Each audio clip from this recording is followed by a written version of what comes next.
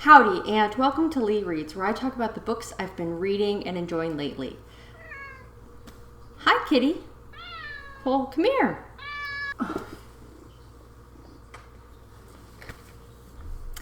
I guess one of my cats has decided that she wants to join us.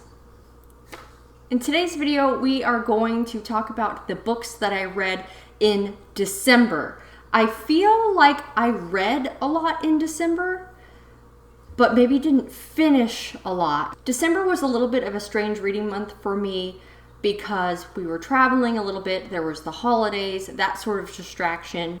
However, the first book that I finished, actually a novella, is Elder Race by Adrian Tchaikovsky, which this premise was very cool.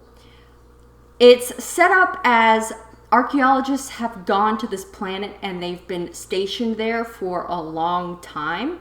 So long that their presence now to the natural inhabitants of the world, they consider the archaeologist who still lives there, anthropologist I should say, because he's just studying them.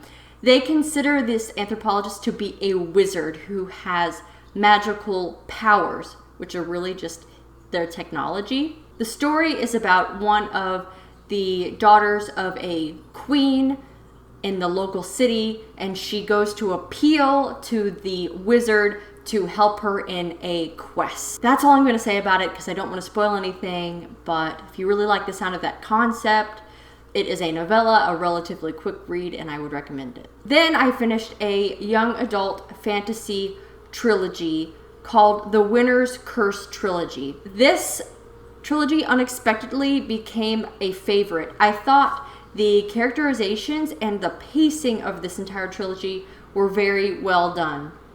The initial setup is that you have a conquering empire, very Roman inspired, about 10 to 15 years ago, conquered this bit of land.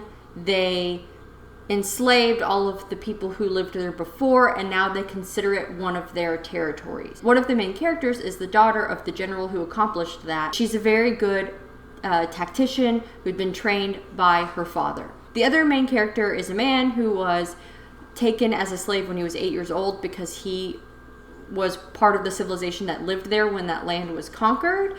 And throughout that time, he has become, of course, radicalized to want to fight for independence for his people, and he is placed as a slave in the general's household to serve as a spy and help set up the final steps for this rebellion, this relationship that develops between the two characters that I initially was a little bit wary about because you have a slave owner and their slave, and that's a little bit strange. But throughout the trilogy, the power dynamics as this rebellion unfolds and then this war happens really shifts between the characters, and it's the connection between them that is so interesting and driving the motivation of these two characters as they fall kind of on the same side of the war, kind of on different sides. It's hard to describe without spoilers. The internal monologues of these characters and how they gaslight themselves into guessing the motivations of what's going on the other side, I found very gripping, and I felt very bad for them. The author does not spare any time for anything that's not necessary to the plot. The scenes within each chapter were very brief. You would skip from one to the next as they're building up this clash that's going to occur. And I found myself wanting to know what happens next, and that's why I devoured the whole trilogy in just a couple of weeks. Last is Spinning Silver by Naomi Novik. This novel I have started 2 times before. The first Naomi Novik novel that I read was Uprooted. I was swept away by the fairy tale aspects of it, by the premise, by the plot. And so when I started Spinning Silver, I knew that they're not connected. They're totally different stories. Yet for some reason, I kept running up against a block with Spinning Silver.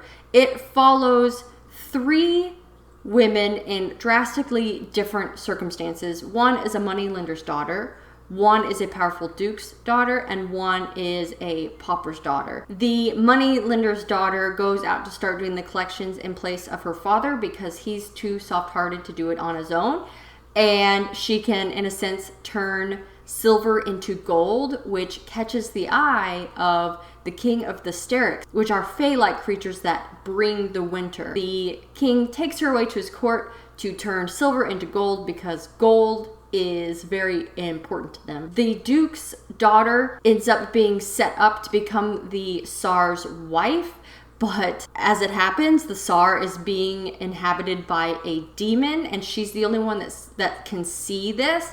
So she's trying to navigate with the Tsar, its demon, and her own position within the Tsar's court. The pauper's daughter goes through some horrible things, gets wrapped up with the moneylender's family, and the three of their stories combine. The thing was, when I put the novel down the first time, it was right before that tipping point. The pieces weren't quite fitted together, and for whatever reason, this time when I picked it back up, it was basically as soon as I started reading again at about that 30% mark, it just went, and the pieces fell together. They were compelling. How these women in these different circumstances could help or hinder the others based on their own motivations, which came into conflict, was my favorite part of this novel. And I do understand the hype of it now. It was just that I needed to get past a certain point, like past the setup part of the novel, to really fall into the story. Whereas with Uprooted, I fell into the story right away. So this one took me a little bit longer, but I ended up enjoying it just as much, just on the third try. And those were the books that I read in December. Thank you so much for watching. Please like and subscribe if you enjoy this video and want to support my channel. And don't forget to support your local library. Thanks.